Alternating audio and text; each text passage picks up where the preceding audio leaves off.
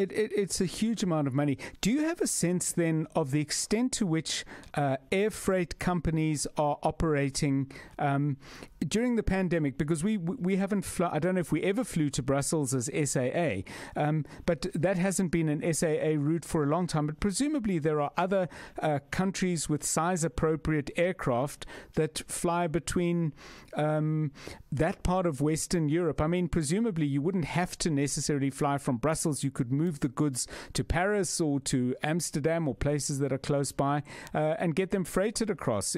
Are those routes up and active despite COVID? Very much so. But the real question, or one of the interesting aspects to this, is just how big is the load that is 80,000 vaccines? And the answer generally seems to be that it would fit into a small bakkie. A small bakkie? Yeah. Oh, dear. Let's say a small van. Yes. So it's absolutely grotesque, quite frankly, that they're sending the biggest airliner in the world, certainly by length, to fetch just a pallet load of vaccines, which weigh next to nothing.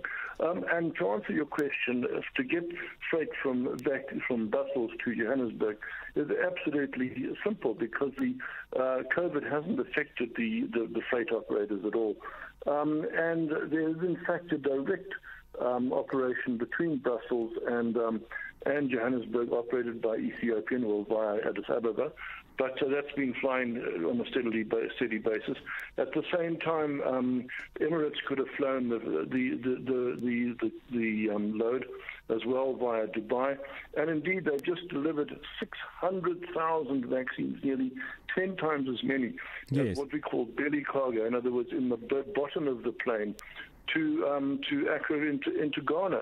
So sending a huge empty 400 or 360-seat airliner to carry this lot is absolutely absurd. News. Experts. Analysis. Where things stand. What you need to know. Drive home with John Perlman On 702.